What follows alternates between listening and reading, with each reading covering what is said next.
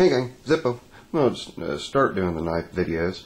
I'm going to start off with my Swiss Army knives. The five in front of you are Vicrorinox.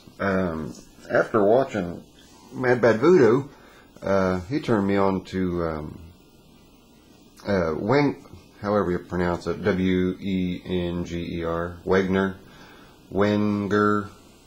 whatever, Swiss Army knives. One in particular was one that had a set of nail clippers in it, which I thought was kind of cool. But anyway, this is Swiss Mini Champ, I think is what it's called. This is the early release that does not have that funky looking screwdriver thing that the new ones do. I'll go ahead and open everything up. That's a little cuticle pusher there. It's got a little dish on it, little cup. It's a small screwdriver, and I believe on the other side has inches. How well that can be seen. I've had this for a while. Inches and centimeters is on there also. Okay, they got those two. And a pair of scissors. Okay. Something else that Wenger, whatever you want to call it, did that I thought was neat was how they did their springless scissors. There's the blade. Then a fingernail cleaner, file, and I suppose if you wanted, you could use that on a number 1 Phillips maybe. I've never tried it. Then you got a kind of a slight recurve blade, and then that. Now this little hook, I'm not really sure what it is. I think it's an orange peeler, but I do know that there's an orange peeler on this one. This is the executive. That one's been through hell and back. I've had it since I was in high school, back in the 1980s. And of course the toothpick and tweezers and keyring. But this one is my most used. It sits on my computer desk, and it's the one that gets the most use. This is an A-Lox with a money clip. I bought it used. It was in awesome shape. So it's got a real big pair of scissors on it. Of course, I mean bigger than the regulars. I need to speed this up. Then you got a knife, and then another fingernail file cuticle pusher deal. And over here, the executive,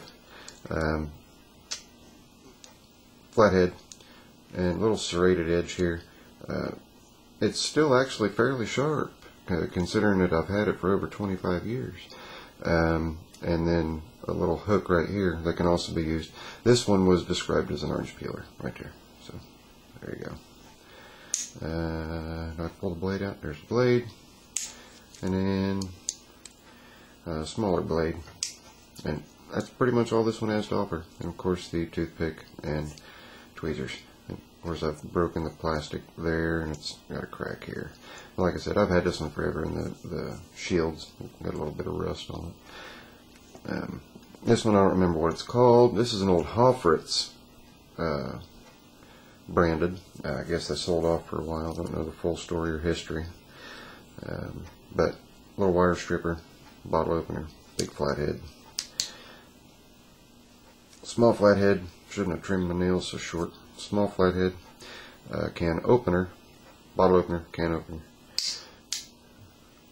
big blade, little blade, and corkscrew, and get that out of the ring, punch all, and a little bit of a reamer because it's got an edge on it. I've had this one for a long time too.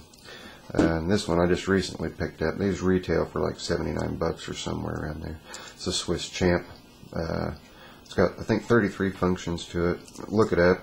It's pretty awesome. It's got a lot of neat stuff on it.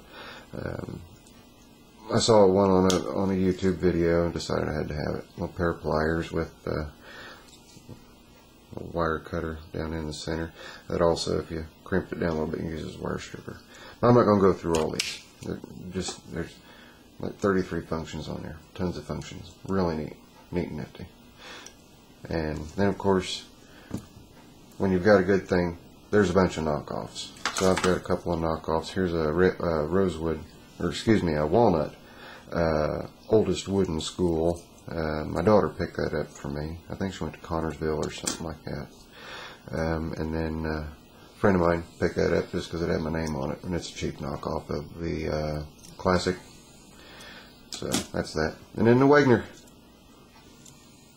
My first one. I'm relatively impressed with it. I'm obviously sold on the Swiss Army, but I was relatively impressed with this. It's got a little knurled part right here that you just pull back. When you pull that back, it actually, see this down here, little ejection lever that pushes up on the fingernail clippers, and pop them open, and you take this curved part here, grab it, and turn it just like that.